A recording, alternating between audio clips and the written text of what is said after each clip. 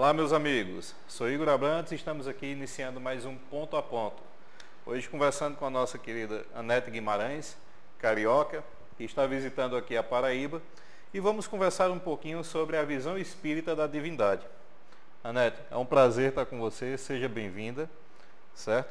E para que a gente comece o nosso papo de hoje, a primeira pergunta que eu te faço é: qual a melhor forma de definirmos Deus? Bom, primeiramente é um prazer estar com vocês também, aos internautas que estão nos assistindo. Vocês estão vendo uma época extraordinária, né? Da democratização da informação. Então, quando a gente fala sobre definição da divindade, eu acho que a melhor de todas é a espírita, que é justamente a minha. Quando você pega a palavra Deus, no grego, na acepção original, significa literalmente ser sobrenatural. Então, qualquer coisa sobrenatural é um deus. Os deuses, as ninfas, os semideuses, os deuses, a representação das forças da natureza, todos eles, na concepção original, eram deuses. Então, o deus judeu, deus isso, deus aquilo. Quando o Allan Kardec coloca na codificação que é Deus, a resposta dos espíritos altera muito essa concepção. Inteligência suprema, causa primária de todas as coisas. Essa resposta, tá, para que é Deus, ela já existe numa outra definição. Por exemplo, na Grécia, os filósofos, né, a filosofia, quando ela foi se definindo sobre o seu significado, suas atribuições, para que ela serviu, o que é filosofia, ficou subentendido que a filosofia é a busca da verdade. Tá? É uma busca incessante pela realidade. E como é que você faz isso? Perguntando, questionando essa realidade. Mas por quê? Mas por quê? Mas por quê? O porquê de tudo. E os filósofos achavam que havia um porquê final. Era o porquê final que ia explicar todas as coisas. E esse porquê final daria a resposta, a razão por trás de todas as coisas. E o nome que eles davam a isso era Logos. Então, o que é Logos? É a razão por trás de todas as coisas. Ou seja, seria o porquê final da filosofia. Tá? Bom, isso se tornou algo aceito entre os filósofos, né? O Logos é o porquê final, é a razão da nossa busca. E houve uma outra discussão. Esse Logos é intencional ou não? A pergunta que a gente faz até hoje, né? Ou seja, existe um motivo por trás das coisas acontecerem ou é tudo aleatório? Então, isso já era uma discussão da filosofia na época da Grécia. Se o universo era aleatório ou intencional. Se ele é intencional, uma inteligência pensou ele. Se ele é aleatório, foi sorte ou azar. Então, para Aristóteles, por exemplo, o Logos era intencional. Ele achava que o Logos, a razão por trás de todas as coisas, era intencional, logo inteligente. Mas peraí, não é isso que está escrito no Livro dos Espíritos? Sim. Que é Deus? Inteligência suprema e causa primária de todas as coisas. Então, a resposta que os espíritos deram a esse questionamento de Kardec foi que é Deus? É um logos racional. Ou seja, subverteu a acepção original de ser. Mas eu vejo que todas as vezes que as pessoas questionam a divindade, pensam logo como um ser sobrenatural. Uma pessoa que tem sentimento, preferência, escolhi, fez. Eu ouço pessoas espíritas dizendo assim, eu vi uma senhora uma vez, eu ia fazer uma atividade, estava chovendo, aí eu rezei a Deus e parou de chover. E eu pensei comigo, e você é a causa da seca que tem em Biafra. Porque o que a gente sabe do clima é que existe uma interconexão. Se você tirar água de algum lugar, vai faltar em outro. Então você acha que sabe mais do que Deus sobre o clima? Quer ver um outro amigo meu? Ele foi foi assistir a Copa, né? Aí foi no Rio de Janeiro. Estacionou o carro. Quando ele voltou, tinha roubado o carro dele. Aí ele, onde estava Deus que roubaram meu carro? Aí eu brinquei, vamos manter na gravidade, os planetas, tudo. E você quer que ele seja flanelinha também. Ótimo. Você está entendendo? Então, quando você questiona Deus nesse sentido, você está tornando ele aquele Deus judaico-cristão, né? Escolher o povo escolhido. Você reza e ele faz para você. Na verdade, eu entendo que é como se fosse uma necessidade de personificar o ser para agradar e responder aquilo que a gente imagina que seja. Só que isso tem um nome, antropomorfismo. Isso, exatamente. Que é um troço primitivo. Isso, muito primitivo. Você está transformando ele numa coisa. E essa coisa a quem você atribui sentimentos seus. E aí que seria algo também criado. Que ama, que odeia. Então, por exemplo, você reza para Deus para passar no concurso. Ok, você quer que ele fraude o concurso ou ele atrapalhe os outros? Você reza para o seu time ganhar, você quer que ele quebre a perna do adversário? É mais ou menos aquele Deus que você vê nas cruzadas. A primeira cruzada, tem lá uma descrição da cruzada saindo do castelo de Bouillon, né? A primeira cruzada tinha um padre fazendo uma missa. Isso está descrito, é histórico. E aí ele faz uma missa muito motivacional, sabe? Falando sobre amor de Deus, aquela coisa toda. E ele termina a missa, levanta a espada. Ele fez uma missa linda, muito bonita, né? Muito assim, espiritualizada. E ele termina a missa assim: que Deus, que nosso Senhor Jesus Cristo abençoe essa espada e ela leva a morte aos infiéis. Você bota na mesma frase, né? Você fala do amor de Cristo e que ele leve a morte aos infiéis. É isso que você quer? Deus, por favor, mate meus inimigos. Deus, pensa bem, você está mandando Deus fazer alguma coisa. Ele parece o gênio da lâmpada. A definição espírita acaba com tudo isso. Deus, primeiro, rezar qualquer coisa, não funciona. Mas como não funciona? Porque se você pedir para ele fazer alguma coisa, você está implicitamente dizendo que ele errou. Que você sabe mais. Ele devia ter feito isso. Mas ele não é inteligência suprema? O que é que significa inteligência suprema? Não há nenhuma maior que a dele. Então, se você disser para ele fazer alguma coisa, o que você está dizendo? Eu sei mais. Estragou. A criatura sobrepondo o Criador. Então, aparentemente, a definição espírita estragou muita coisa para muita gente. Então, se você estiver conversando com alguém que é de outras denominações religiosas, é muito comum dizer, mas você é ateu. Para ele, você é ateu. Você acredita que Deus escolheu o povo? Não. Você acredita que Deus... Não. Não. Você acredita que Deus fez... Não. Então, você é ateu? Não. Porque a definição de Deus do Livro dos Espíritos não tem nada a ver com esse antropomorfismo. É o logos racional de Aristóteles. É a razão por trás de todas as coisas e a razão intencional por trás de todas as coisas. Então, nós podemos dizer que Deus está onde? Toda parte. São todas as leis da natureza. Todas as coisas acontecem porque Deus existe. Então, por exemplo, esse arranjo de flor, porque as leis de Deus estão aí. Né? Então, pede para não ser. Mas peraí. E quando Jesus transforma... Ah, sim, também pode.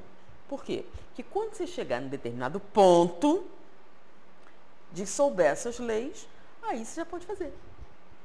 Mas aí é aquela coisa, é você manipular aquilo que já foi criado. Não, você manipula a natureza. Exato. Por exemplo, a gente já faz isso. Então? A gente não cria um diamante usando a energia nuclear? Sim. Só que você pode fazer isso usando a sua energia. Vamos lá. A bomba de Hiroshima, né? A bomba, lembra a bomba de hidrogênio? Sim. Tinha 10 gramas de hidrogênio. E volatizou a cidade lá, não foi? Sabe quantas gramas de hidrogênio você tem no seu corpo? Então, quanta energia você tem? Você tem energia no seu corpo para volatizar a Terra centenas de vezes. É só você usar essa energia. Jesus fez isso. E pode? Pode. Por que você não está fazendo isso o tempo todo? Qual é a diferença entre você e Jesus? Que ele tinha consciência e você não. Quando você tiver consciência, tudo que ele faz, você faz. Mas Jesus já tinha dito, né? Tudo que eu faço, vós podeis fazer. Ele não mentiu. E você pode agora. Por que você não faz? Porque você não acredita que pode. Então aí eu já vou antecipar uma pergunta que ia estar lá na frente. Quando Jesus diz, vós sois deuses, era exatamente isso que ele estava querendo dizer? Sim, porque você já tem o conhecimento da manipulação da matéria. Você está fazendo... Nesse momento, se eu perguntar para você, como se faz a acidulação de determinada substância? Você está fazendo agora. Ah, não sei. Claro que sabe, você está fazendo. Você não tem consciência que tem. Então, o nosso problema hoje, a questão espiritual, o espírito hoje, o conhecimento que ele quer adquirir é a consciência de si mesmo. Quando você atinge essa consciência de si mesmo, você já domina a matéria. Porque você já faz isso inconscientemente. Agora, para fazer conscientemente, é como Jesus faz, transformar. Não precisa ser em vinho, pode ser Coca-Cola, pode ser no que você quiser. Tá? Você pode. Por quê? Porque não é tudo feito de uma substância original? É só você organizar ela da maneira que você quiser. Para você fazer isso, basta pensar tempo suficiente. Então, como assim? Você pode fazer? Pode. O que acontece é, eu quero, não acredito. Eu quero, mas não acredito. Então, você não consegue, chama-se densidade da atenção, ou em física, o colapso da onda. Como assim em física? Porque a gente já tem um conceito físico que diz que a gente pode fazer, né? Que o universo, na verdade, é a questão do observador. Então, se você ler Amit Goswami falando sobre isso, você tem vários físicos que concebem que o nosso universo, ele é plástico. Depende da mente. Então, isso que você vê como universo é a mente do Criador. E nós estamos dentro dessa mente, tendo relativas independência. Quanto maior a consciência você tem de si mesmo, maior a independência. Então, Jesus tinha muita independência, muito grande. Então aí vem a próxima pergunta, né? Por que é que precisamos amar a Deus sobre todas as coisas? Quando a gente fala de amar, as pessoas... lembra que eu falo nas minhas palestras muito que o grande problema da comunicação são duas palavras, conceito e definição. O que é conceito? É o que você acha que alguma coisa é. O que é definir? É dizer isso de tal maneira que não se confunda com outra coisa. Então é muito comum as pessoas falarem, o amor acabou. E amor acaba? Ah, eu estou sofrendo de amor. E amor faz sofrer? Amor dói? Não. Você está confundindo. Na verdade, está confundindo conceitos. Amor não machuca, amor é que cura. Amor cura todas as coisas, todas as dores. Amor não machuca, ele conserta. E amor não acaba, no que ele existe ele não tem fim. Então, o que é que acaba? Então, é muito comum as pessoas falarem que é o amor que é o problema. Não é o amor que é um problema. Vamos dar um exemplo. São outros sentimentos que são problemas. Por exemplo, egoísmo. Egoísmo, orgulho, vaidade, inveja. O que é egoísmo? Egoísmo literalmente significa primeiro eu, depois os meus, aos outros nada. Pessoas egoístas amam? Amam. Mas quem elas amam mais? Assim mesmo. Isso. Então vamos ver uma pessoa egoísta que se apaixone por você, né? Então ela chega para você e diz assim, eu te amo muito, você é o amor da minha vida, eu preciso de você para ser feliz, você me dá alegria. Ele está mentindo? Não. Tudo que ele está dizendo é verdade, tá? Eu não vou casar com você porque você é pobre, eu vou casar com ela por dinheiro. Mas você é o amor da minha vida. Aí a pessoa diz, não, é mentira, ele não me ama. Ama. Mas quem ele ama mais? Assim mesmo. Então, para ele poder ser legal com você, tudo tem que estar bem para ele. Aí ele casa com outra pessoa e você vira outra. E tem uma vida miserável, de humilhação, de tudo mais. Sem dúvida, ele não me ama. Ama. Mas quem ele ama mais? Aí olha o que acontece. Você fica ali com a outra durante um tempo e um dia ele vem com a notícia maravilhosa. Minha mulher morreu. Eu sou um viúvo rico. Como você é o amor da minha vida, agora a gente vai curtir. Aí ela pensa, não é que ele me amava? Não é que valeu a pena? E aí ele chega com a notícia, como você é o amor da minha vida, eu comprei 2 passagens no Titanic pra gente comemorar. O navio mais maravilhoso, de primeira classe. E aí ele, uma lua de mel maravilhosa, primeira classe, você acha que tá no céu, não tá? E tá. Lembra do Titanic, do filme? Aquele primeira classe maravilhosa. Só que você sabe o que aconteceu com o Titanic, né? Ele bateu no iceberg. E o problema não foi o iceberg, o problema é que não tinha bote para todo mundo. Uma grande parte das pessoas morreram porque não tinha lugar no bote. E olha o que aconteceu na cena, que representa muito bem. Isso é uma metáfora, tá? Ele consegue um lugar no bote. E aí você tá namorado e diz, meu amor, é o seguinte, só tem um lugar no bote. Se eu pudesse empurrar alguém para você empurrar, para você entrar, eu empurrava. Mas eles são mais fortes, de maneira que só tem um lugar no bote. Amor da minha vida, eu te amo muito. Se você sobreviver, me procura. Vou rezar para você viver. E ele vai embora. É falta de amor? Não. É excesso de egoísmo. Você está entendendo? Ele tem amor para te dar. Mas para o egoísta, o amor só é possível quando ele está bem alimentado, satisfeito, etc. Então é uma pessoa maravilhosa enquanto tudo estiver bem. No dia que não estiver bem, você não pode estar bem. Porque primeiro eu. Depois, os meus e aos outros, dane-se. Então não foi o amor que deu problema. O amor está lá. Tanto é que quando ele está satisfeito, bem alimentado, ele é uma pessoa maravilhosa. Incrível mesmo, né? Enquanto ele estiver bem. Quando é que ele não é? Quando faltar alguma coisa. Por quê? Porque ele não tem amor suficiente? Não. Porque ele é egoísta. Você está entendendo? Então, esses males que as pessoas atribuem ao amor, não é amor. É egoísmo. Orgulho, por exemplo. Orgulho é muito interessante. O orgulhoso se acha melhor do que os outros. As pessoas confundem muito orgulho com vaidade, tá? O orgulhoso se acha melhor do que os outros. Ele não liga para a opinião de ninguém. Sabe por quê? Porque eu sou melhor mesmo. Por que sua opinião vai ser importante? Já o vaidoso quer que todo mundo saiba que ele é bom. Então, a opinião dos outros é essencial. Então, as pessoas confundem muitas coisas, né? Então, tanto que o orgulho, ele é muito insidioso. Muitas pessoas nem acham que isso é um problema. Eu tenho orgulho do meu filho, eu tenho isso, tenho aquilo. A gente usa até como uma coisa boa. O orgulho me fez chegar aqui, mas não é. O orgulhoso se acha melhor do que o outro. Pra você ter uma ideia, quer ver? O orgulho de ser humilde. Isso existe. É aquela pessoa que olha assim, olha essa mulher, eu não sou uma pessoa simples. Olha aquele ali, não trabalha, não faz nada. Eu não, trabalho muito. Eu vou ao centro de segunda a segunda, eu dou passe, eu dou sopa, eu dou isso, eu sou uma ótima pessoa. Isso é orgulho ou vaidade? Isso é orgulho. Por quê? Porque ele, na verdade, é. Ele é o primeiro a chegar, o último a sair. Quer sentar no lugar, pode ficar. Quando é que isso é um problema? Quando você discordar dele. Porque ele vai dizer assim, quem é você para discordar de mim? Sabe quantas sopas eu já dei na vida? Sabe quanto eu já fiz? Então, você olha e ele parece tudo isso. Então, as pessoas orgulhosas são aquelas que julgam severamente. Por quê? Quem senão eu para julgar? Eu não sou boa, eu não sou fantástica, eu não sou inteligente, eu não sou incrível. O vaidoso quer que você saiba disso. O orgulhoso não liga para a sua opinião. Basta ele achar que é. Você não concordar, azar o seu. Você é inferior mesmo. Por que a sua opinião deveria me importar? Por isso que não é vaidade. O vaidoso quer que você reconheça. Sabe com quem está falando? Isso é vaidade.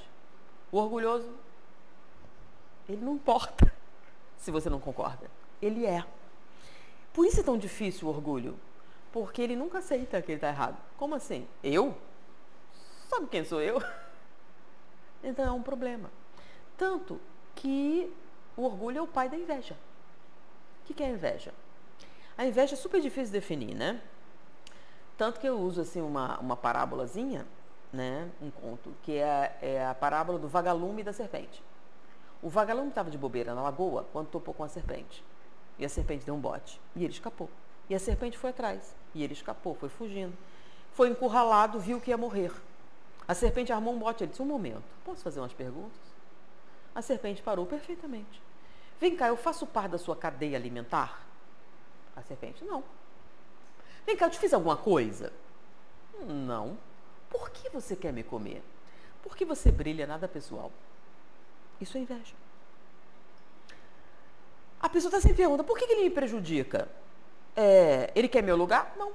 Ele não ganha nada com isso. Vem cá, é vingança? Porque a gente entende a vingança. Eu prejudiquei, você quer se vingar? Não. Por que você quer me destruir? Nada pessoal, é que você brilha. Então, se você não quer ter inimigos causados pela inveja, não faça nada, não diga nada, não seja nada, que aí não tem problema. Mas no momento em que fizer algo, alguém pode se incomodar. E aí surgiu. E você questionar por quê, não adianta, porque não tem um porquê. Agora, se o porquê foi essencial para você, aí você que é vaidoso. Porque se nem Jesus conseguiu unanimidade, você quer ter? Você está compreendendo? Então, todos os sofrimentos que as pessoas descrevem, ligados ao amor, não é amor. Ou é excesso de vaidade, ou de orgulho, ou de inveja. Então, você tem um relacionamento, um dos parceiros é egoísta. Um quer tudo e o outro tem que dar. No orgulho, você só significa para mim se você atender às minhas expectativas. Aí na inveja, você conseguiu um emprego, eu não. Acabou o relacionamento. É falta de amor? Não, é inveja. Então a gente pode sintetizar de que o mal do mundo parte da falta de amor? Sim. Ou, o que é mais provável, que seja excesso dos outros sentimentos, né? Então você ama muito, mas é invejoso. Só te cortando, concluindo o raciocínio, né? Porque é o que deu a entender, é como se a inveja, a vaidade, a ambição, o orgulho eles se sobrepusessem quando o amor verdadeiro não existe. Se eu amo, eu consigo cooperar, eu consigo perdoar, eu consigo compreender, eu consigo aniquilar essa energia negativa e destrutiva que vem desses sentimentos. É que você está pensando num ponto de agregação, né? Isso. Então, por exemplo, o que é o ódio? O ódio é quando você não aceita a pessoa como ela é. Se você aceitar incondicionalmente como a pessoa é, então é amor. O que é inveja? É quando você não aceita o bem no outro. Quando você aceita que o bem exista no outro, a inveja se transforma em admiração, em estímulo. Você está compreendendo? Uhum. Então, é uma má interpretação da realidade. Então, as pessoas querem, eu quero que as pessoas me amem. Né? E as pessoas estão sempre querendo, ninguém me ama, ninguém me quer. Aí eu sempre faço a pergunta, não será porque você é chata? Você parou para pensar nisso? Porque não é possível que ninguém te ame. Agora, se você é uma pessoa chata, é muito desagradável. Você já pensou que pode ser a causa, em vez de serem as outras pessoas? Quer ver? Por exemplo, na ausência da inveja, acontece um fenômeno que hoje em dia as pessoas estão tendo problema em reconhecer. Né? Está vendo que o nosso problema não é conceito e definição, não é nem existência de um sentimento. A questão da amabilidade. Pessoa amável. As pessoas confundem ser amável com ser gentil. A pessoa gentil é a pessoa prestativa. Por exemplo, derrubou o pacote, você ajuda a carregar. A velhinha vai atravessar, você ajuda.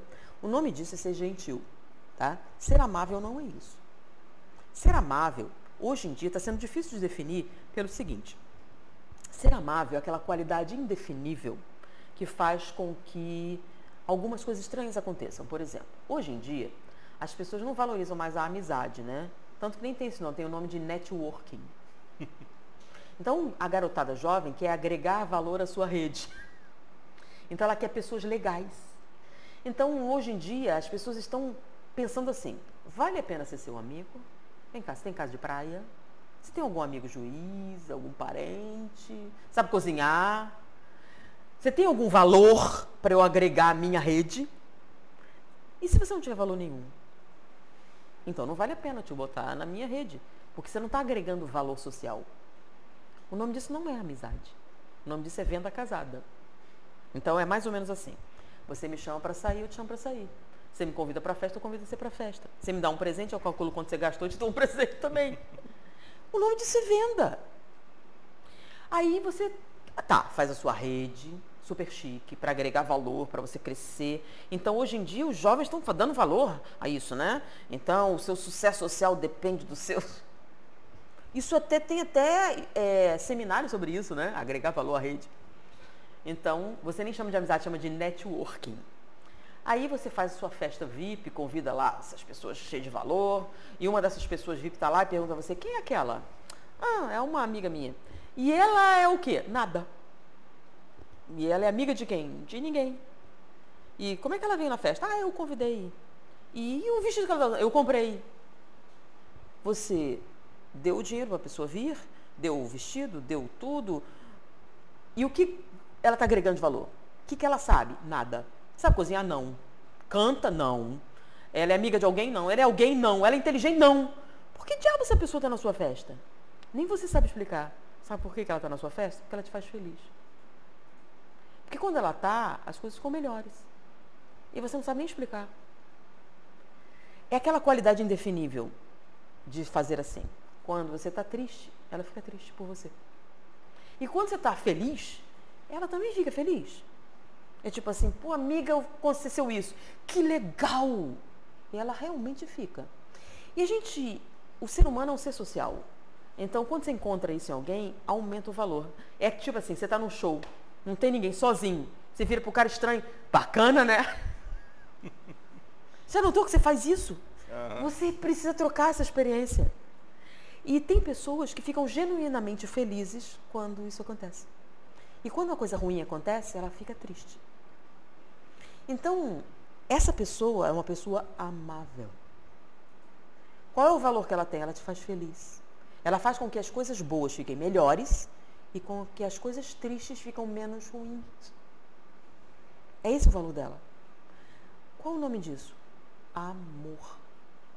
Você entendeu que o amor começa assim? Então, é uma qualidade indefinível de te fazer bem. E como a gente hoje está tão focado em determinados valores sociais, né? Às vezes você só nota quando ela não está lá. Porque quando ela não está, é um vazio. É um buraco na sua vida. O nome disso é amabilidade. É a qualidade de ser amável. Ela produz amor. O que é produzir amor? Bem-estar. Felicidade. Então ela faz isso por você. Então as pessoas egoístas também sentem. Mas o egoísmo nela é maior do que a percepção disso. Porque o amor existe sempre, não existe ausência de amor. Porque Deus é amor e Deus está em toda parte. Então não existe esse vazio de amor que as pessoas acreditam. O que existe é excesso de egoísmo, excesso de vaidade, excesso de um monte de coisas. Que são, na verdade, má interpretações da realidade. Você está entendendo? Por exemplo, eu vejo muitas pessoas, eu quero ser um grande orador. Por quê? Porque eu quero ser famoso. E ela tenta e não consegue. Por quê? Porque não é real. Você quer agradar todo mundo, acaba não agradando ninguém. Porque você não é. Então, quando você tenta ser real e verdadeiro, é impressionante o resultado.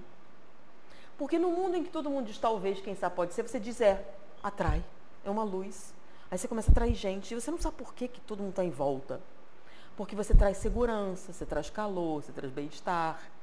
Então a pessoa chega para você, nossa, ficou lindo, e você?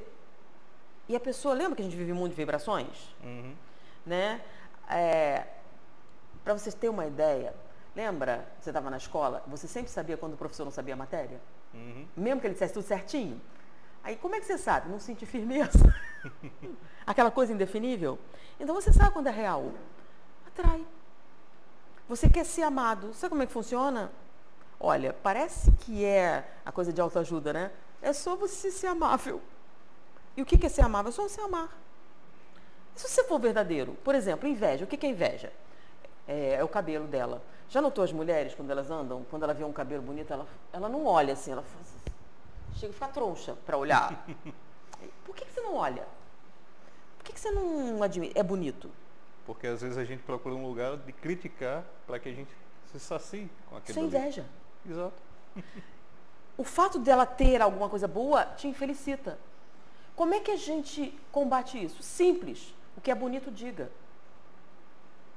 Você é muito linda. Isso é tão raro que sabe o que acontece quando você diz você é muito linda? Obrigado. O que ela quer de mim? Você diz assim, nossa, você é muito competente. Tá, obrigada. Aí tem coisa. Se eu faço elogio, a pessoa não acredita. Se você disser, você é incompetente, você acredita na hora. Você é feia. Verdade. Por mais linda que você seja, a pessoa, ela viu meu dedo tortinho. Aí ela viu. Você está entendendo? Como é raro isso.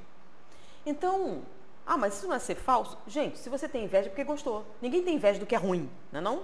Então, cabelo. Seu cabelo é lindo. Eu queria ter um cabelo assim, mas não tenho. Então aí a gente vai entrar em uma próxima pergunta. E se encaixa perfeitamente nisso daí. É possível amar ao próximo quando falta amor próprio? Porque é inveja. Você não aceita o bem no outro. Você está entendendo? Então, como é que a gente combate isso? Sendo verdadeiro. Elogie. É a psicologia da gratidão. Seja grato pelo que tem. E reconheça essas coisas. Então, reconheça, beleza, você vê uma blusa bonita. Qual o problema? Linda a sua blusa. Onde você comprou? Eu não quero dizer, poxa, mas eu não vou competir com você. Como ficou tão linda. O que impede você? E isso, por incrível que pareça, tem um retorno é amor. Quando isso sai naturalmente, faz bem-estar nas pessoas. Todo mundo quer alguém para confiar. O mais venal, a pessoa mais venal que existe, ela aprecia a virtude. Porque ela quer alguém para confiar. Você está entendendo?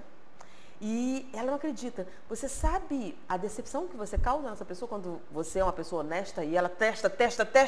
Não é que é mesmo? Se você não for, vai ser uma decepção. Porque muitos deles que descamam para essas coisas não acreditam que isso exista. Por isso que a inspiração que algumas pessoas trazem fazem transformações fantásticas. Gente, você tem ideia de quanta gente morreu por causa de Jesus? Porque aquilo foi inspirador? Não é possível que exista? Eu quero uma coisa assim. Então, pessoas que abraçam a realidade, a sinceridade, a verdade, causam um rebuliço em torno. É impressionante. A gente fica tão adepto da maçã podre que apodrece os outros que não presta atenção na luz que acende e tira a escuridão todinha. Pensa bem, uma velhinha, troço espalha. Qual é o limite da luz? Não tem. Você está entendendo? Então, essa é a resposta. Não é tão difícil. É simples, a gente que complica. Tem um amigo que escreveu um livro assim. E aí, no mundo que a gente vive, então, a gente se percebe sendo homens de pouca fé. Homens bully. Homem bully. Como eu costumo usar essa expressão, que é o homem bully, né? De pouca fé. E aí, a gente começa a se questionar se Jesus fez tudo aquilo, se ele transformou a humanidade, e se foi tão perseguido por isso, o que é que eu posso fazer para ter aquela fé que ele falava, do tamanho do grão da mostarda, capaz de transportar montanhas? Quando Jesus falou várias coisas são reais. Uma delas é que Deus está em você. Né? Então, batei e abri-se-vos-á. Lembra? Busque e achareis. Pedir. Ele não está falando para você ficar sentado esperando, tá? Não. Ele está falando para você... ter atitude. Isso, mover-se. Então, se você sinceramente pedir ajuda, ela vem. Vamos lá. Vamos pegar uma instituição de grande sucesso. Vamos tornar uma coisa prática. Alcoólatras Anônimos. Qual é o primeiro passo dos Alcoólatras Anônimos? Os Alcoólatras Anônimos é uma das instituições de maior resultado na recuperação de pessoas com vícios, certo? Que muita gente acha que é impossível, mas eles conseguem. Tem um resultado que não existe em nenhuma outra instituição, 36%. Aí os outros que não fazem, não seguem o programa. Se você seguir, funciona. Então, o primeiro passo dos Alcoólatras Anônimos, admitir que tem um problema. Você está entendendo? Lembra que é a rodinha, aí você levanta, eu, fulano, sou alcoólatra. Ah, não sou alcoólatra, eu bebo socialmente. Então, o que você veio fazer aqui? É meio óbvio, né? Não? Você não pode obrigar alguém a fazer terapia. A pessoa tem que admitir que tem admitir que tem um problema é o primeiro passo para mudar. Então, é o primeiro passo do Alcoólatras Anônimos, né? Aí tem vários outros. Admitir que existe poder maior e tudo mais. Mas os alcoólatras, além dos 12 passos, ele tem uma máxima maravilhosa. Chama-se um dia de cada vez. Como assim? Se você disser, nunca mais eu vou beber, nem você acredita, não é? Agora, hoje, só hoje, eu não vou beber. Ah, já dá para acreditar, não dá? Um dia só. Ok. No dia seguinte, hoje, só hoje eu não vou beber. Então não pensa amanhã. Hoje, só hoje. Então pensa bem, o que você quer conseguir? Você tem um problema no seu casamento. Qual a causa do seu problema? Pensa sobre isso. Ah, é porque eu sou muito grosseiro. Então hoje, só hoje eu vou ser gentil. Dá? Dá. Hoje, só hoje eu vou ser carinhoso. Ou hoje, só hoje eu não vou falar mal de ninguém. Escolhe. Hoje, só hoje. Você consegue? Se você consegue um dia, por que não para sempre? Você está entendendo? Um dia de cada vez. Livro dos Espíritos. Né? Tem uma fala que foi um problema para mim há muito tempo, né? Que diz assim, pode o homem, mediante seus esforços, domar suas tendências negativas? Seja falta de fé, seja excesso de egoísmo, não interessa. Sim ou não? Sim. Só que o que vem depois do sim é que é o problema. Pode o homem, mediante seus esforços, domar suas tendências negativas? Sim, vírgula. Mediante um esforço muito insignificante. O que vos falta é vontade. Como assim? É só começar. Toda jornada não tem um passo? Se você não der o primeiro. Mas as pessoas não pensam tempo suficiente no que querem conseguir. Chama meta, lembra da tal da meta? Você pensa, eu normalmente pergunto, quem aqui quer ir para Paris? Todo mundo levanta o braço. Sabe o preço da passagem? Não. Tem um mapa de Paris? Não. Você quer mesmo ir para Paris? Não. Falou, porque de graça, né? Todo mundo quer. Agora, quem realmente quer, pensa no preço da passagem, já tem roteiro, tem tudo. Qual a probabilidade dessa pessoa ir e você não? Você está entendendo? Tudo começa com o quê? Com o ideal. Você tem que idealizar, você tem que pensar no que você quer. E aí, o passo é o quê? Um dia de cada vez. É muito complicado? Não. É muito difícil? Não. Você já pensou nisso? Não. Então como é que você sabe que não funciona? Porque olha só, tem tanta técnica hoje. Eu vejo o povo reclamando loucamente. Eu estava conversando com uma menina, uma jovenzinha, 22 anos. Na minha época, pesquisar, você tinha que pegar um ônibus, ir para a biblioteca, pegar um livro. Se tiver o livro, está emprestado, não tem, volta noutra hora, aí consegue, baixa, lê, devolve. Hoje você entra no Google, pesquisa na internet e baixa o livro. Lá, vamos lá, 40 anos atrás, eu quero aprender chinês. Impossível. Você é rica? Não. Não pode. Hoje você quer aprender tailandês, o que você quiser, entra na internet e aprende. Grátis. O que você, por exemplo, você quer estudar cálculo. Ah, mas eu não posso ir para Harvard. Quem disse? Michael Sandel, que é um dos 100 pessoas mais influentes hoje, né? Ele foi um dos idealizadores desse projeto de democratização da informação. Então, ele fez com a chamada Harvard Advanced, que pega vários cursos de Harvard na internet com legenda. Então, se você quiser aprender cálculo, que é o mesmo cálculo que aprende um aluno de Harvard, você entra na internet e tem as aulas de Harvard ali, grátis. Matemática, física, química, o que você quiser. Ah, mas tem que aprender inglês. Então aprende. Tem centenas de cursos de inglês gratuitos na internet. E aí você pode aprender cálculo, o que você quiser. Chama-se democratização da informação. Então, oportunidade não está faltando. E o povo senta, a culpa é do tempo. A culpa é do governo. A culpa é disso. E aí, eu cheguei a uma conclusão. Eu queria fazer um seminário, há algum tempo, chamado Os 7 Pecados Capitais e a Ciência. Eu queria pegar cada um dos pecados. Lembra da igreja? Não tinha os pecados capitais, demônios, aquela coisa toda? Então, eu queria fazer um seminário assim. O que a ciência fala sobre esses pecados, né? Então, por exemplo, tem institutos pesquisando a inveja, egoísmo, luxo, tudo.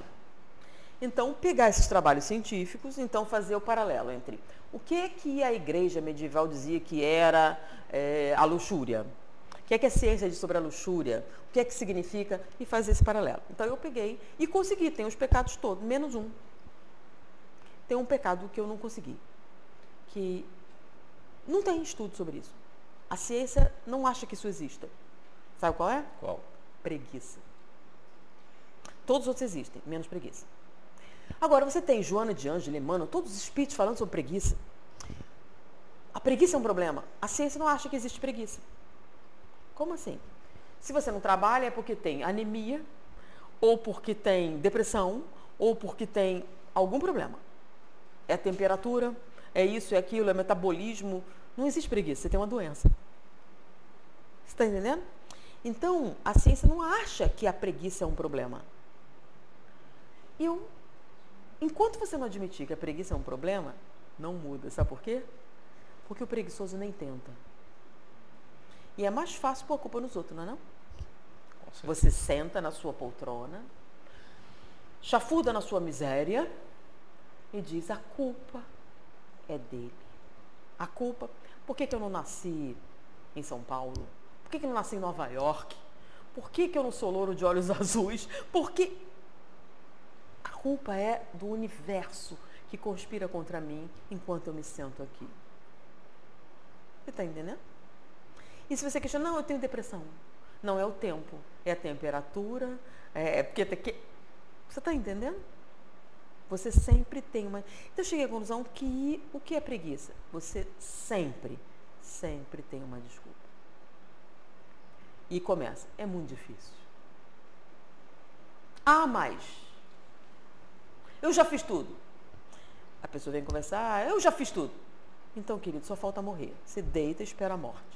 Porque se você já fez tudo, não sobrou nada para fazer. Então, você morre e vai para a outra encarnação.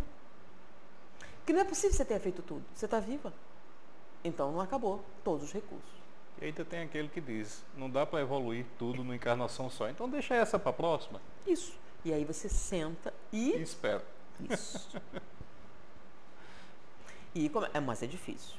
Ué, mas a pessoa... mas é difícil. Aí, quando alguém consegue... mas ele tem isso. Não, mas ele tem o DNA intergaláctico. Não, mas ele tem o sangue, não sei a coisa. Mas aí você procura alguma coisa externa à pessoa para dizer. Você está entendendo? A gente precisa de um bode expiatório. Justificar. E aí, gente, há um tempo atrás, eu estava num evento e uma jovenzinha fez aquele discurso ativista, né? Ah, mas o espiritismo não se preocupa com as causas sociais, o espiritismo não faz isso, não muda, não faz... Falou. E aí,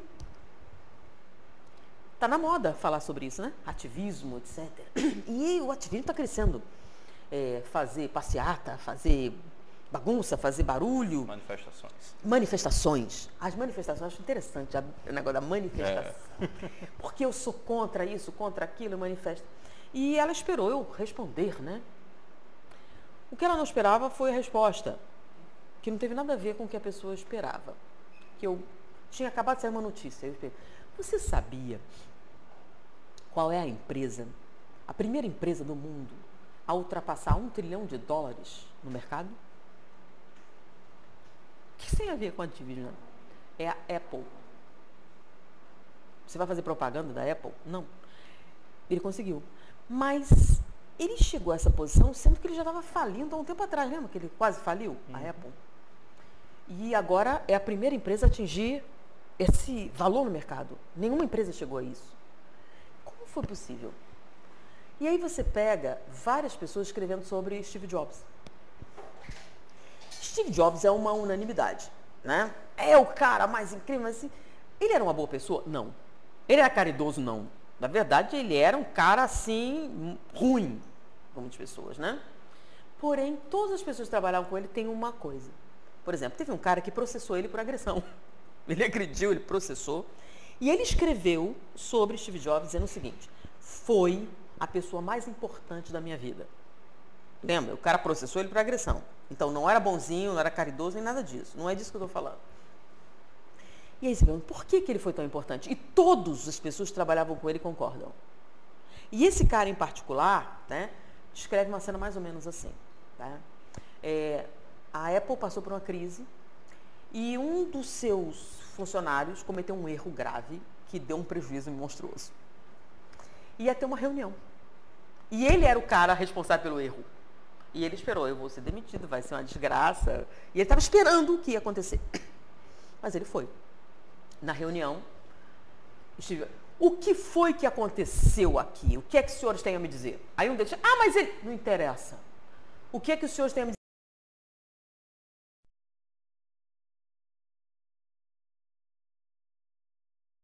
dizer? Quem é o culpado?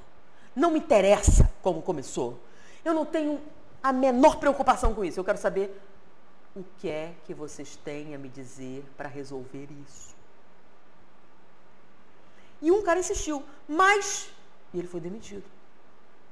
E ele que cometeu o erro fez assim, deu uma sugestão, e se a gente fizer isso?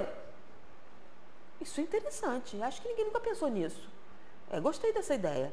E ele ganhou um bônus. E aquilo embaralhou a cabeça dele e de todo mundo que estava ali. E foi nesse momento que Steve Jobs me curou de um problema, o medo. A gente tem um medo horroroso, né, da incerteza. E eu descobri que o medo era um entrave na minha vida. Depois desse momento, eu não tive mais medo de ousar. E isso me fez crescer assustadoramente em todos os sentidos. E eu devo isso a Steve Jobs. E todas as pessoas que conviveram com ele têm o mesmo sentido. Porque as pessoas estão muito preocupadas em apontar o erro, né?